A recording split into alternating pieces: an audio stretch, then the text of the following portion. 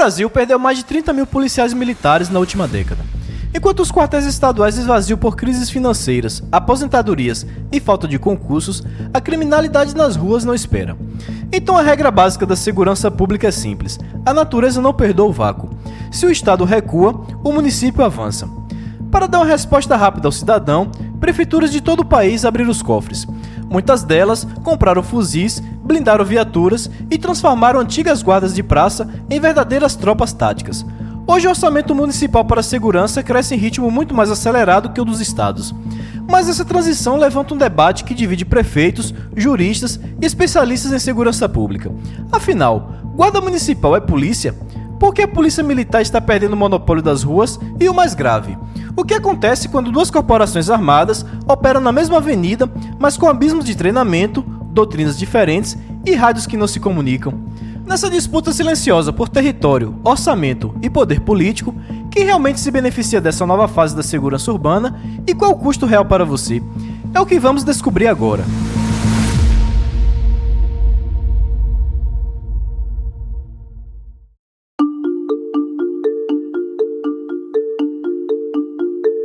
Esqueça a imagem clássica do guarda de praça com apito e bloquinho de multas. Essa figura ficou no passado. A rua ditou novas regras e a realidade do asfalto não espera a burocracia. Hoje o mapa da segurança pública no Brasil está sofrendo uma mutação irreversível. Mas para atender a ascensão meteórica das guardas municipais, nós precisamos olhar para o outro lado da história, a polícia militar. O artigo 144 da Constituição garantiu às polícias militares o monopólio do policiamento ostensivo. É a PM que detém o peso da doutrina, a capilaridade estadual e a estrutura de caserna para enfrentar a criminalidade de frente. O problema é que essa máquina pesada e fundamental entrou em colapso numérico. Os dados são cruéis. Segundo o raio-x das Forças de Segurança, publicado pelo Fórum Brasileiro de Segurança Pública, o Brasil vive uma sangria silenciosa de fardas estaduais. Na última década, enquanto a população crescia e o crime organizado se nacionalizava, o efetivo das polícias militares do país não apenas estagnou, ele encolheu. Segundo o levantamento apontado pela CNN, o Brasil tem uma média de 2 policiais militares por 1.000 habitantes, e déficit de 180 mil PMs e 57 policiais civis. Mas para entender esse problema, precisamos olhar para onde esses policiais estão indo, porque a falta de PMs não é feita apenas de aposentadorias. Pegue o caso de São Paulo, a maior força estadual do país, que hoje amaga um dos maiores déficits de efetivo de sua história. Nos bastidores dos batalhões, um fenômeno impensável há 20 anos se tornou rotina. Policiais militares da ativa, treinados e forjados na rua, estão estudando em segredo e prestando concurso público para a guarda municipal. Historicamente, o senso comum veria isso como rebaixamento de carreira, mas a realidade do contra-cheque e da saúde mental inverteu a lógica do jogo. Para muitos, na guarda municipal, o cenário muda. A base é fixa, ele vai trabalhar e se aposentar na mesma cidade. A gestão, por mais tática que seja a operação na rua, é civil. O Brasil hoje vive com estados estrangulados por crises fiscais e previdenciárias, que não conseguem abrir concursos públicos na mesma velocidade em que seus policiais veteranos vão para a reserva. O resultado é que o soldado e o sargento da PM na ponta da linha estão sobrecarregados. É como vemos uma única viatura da Polícia Militar tendo que patrulhar áreas imensas, cobrindo dezenas de bairros em turnos exaustivos. Na segurança pública, a natureza abomina o vácuo. Se o Estado recua, alguém tem que ocupar. E quem sentiu essa pressão direto na porta do gabinete foi o prefeito. Pressionado pelo cidadão que cobra segurança imediata contra o furto de celular, o tráfico local e a perturbação do sossego, o município abriu a carteira. Os dados confirmam o que já vemos nas ruas. De acordo com o último dado mais recente do IBGE, o número de cidades com guardas civis aumentou 11% em 4 anos. E o que chama a atenção é que o uso de armas de fogo pelas corporações aumentou 50%. Com o patrulhamento de ruas passando a ser a segunda maior função das corporações, ultrapassando a segurança de eventos. Os números mostram que essa alta ocorre em meio à queda do número de policiais. Se você acha que essa mudança é apenas uma teoria, olhe para as grandes metrópoles. Em 2026, Fortaleza cravou uma manchete que simboliza perfeitamente esse novo tempo. 100% do efetivo de rua de sua guarda municipal passou a trabalhar armado. De acordo com o G1, foram entregues 400 novas pistolas e um investimento de R$850 mil. Capitais e grandes cidades metropolitanas não tratam mais a GCM como uma força de segundo plano. Elas abraçaram a transição. A resposta para o porquê está no cofre. O Anuário Brasileiro de Segurança Pública mostra que enquanto os investimentos dos estados rastejam, os gastos das prefeituras com segurança decolaram. O poder de polícia ostensiva parece mudar de mãos porque o dinheiro mudou de endereço. Muitas prefeituras compraram viatura blindada, fuzil 556, montaram a Romu e assumiram a bronca. E exatamente aqui, no asfalto, que a teoria colide com a prática. Em milhares de ocorrências diárias, a viatura da GCM é a primeira a chegar. No momento crítico do confronto, a cor da farda não importa. A cooperação entre policial militar e o guarda municipal é real, forjada na pura necessidade de sobrevivência. Mas quando a poeira baixa, o ruído do sistema ensurdece. Temos duas corporações armadas operando no mesmo quarteirão, mas com um abismo de doutrina. A polícia militar, com seu rigor hierárquico, muitas vezes enxerga essa expansão municipal como uma usurpação perigosa e sem controle.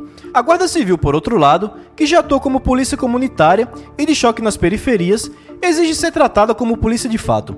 O rádio da PM não fala com o rádio da GCM. As centrais de inteligência nem sempre são integradas. E no meio desse choque de vaidades institucionais, disputas de ego e falta de planejamento, fica a pergunta central. Quem se beneficia desse cenário entre as polícias e qual o custo real dessa descoordenação para o cidadão?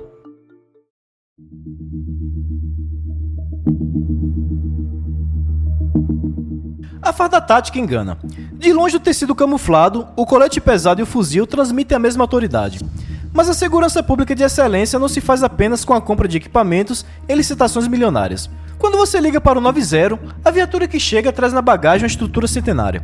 A polícia militar possui academias de formação rigorosas. Um soldado da PM passa em média por quase um ano de internato ou curso de formação, acumulando facilmente entre 1.000 e 1.500 horas de carga horária. Mas o que acontece quando a prefeitura decide criar sua própria mini-polícia às pressas para dar uma resposta eleitoral? Uma resposta contundente de 2024 fez um raio-x das maiores cidades de São Paulo e revelou o tamanho do abismo. Os novos guardas civis treinam com armas de fogo em média menos da metade do tempo exigido pela polícia militar. Enquanto o policial militar tem um tempo médio de treinamento de 326 horas anualmente, o guarda municipal treina 150 horas anuais. Uma observação importante é que todos os GCMs devem passar por um treinamento obrigatório de 80 horas para a renovação da autorização. Em meio aos números, surge o debate. Qual o custo real de colocar uma arma letal nas mãos de uma tropa com metade do tempo de stand de tiro?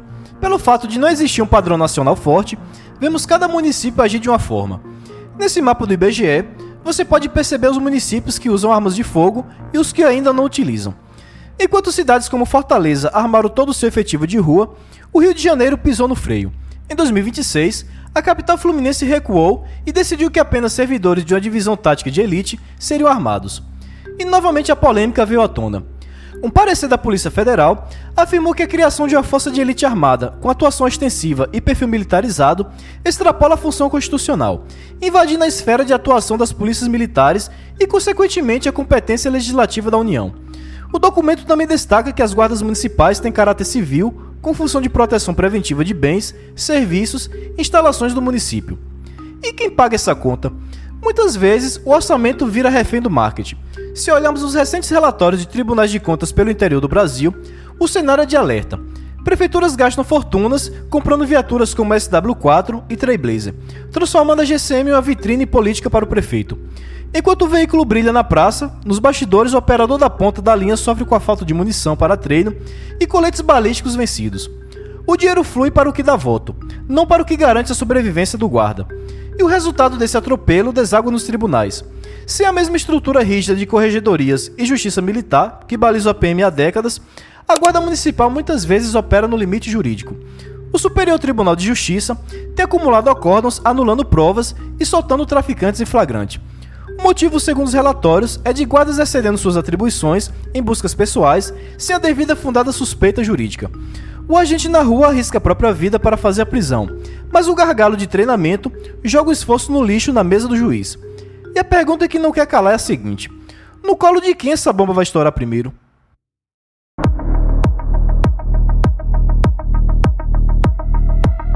Afinal de contas, a Guarda Civil Municipal é ou não é polícia?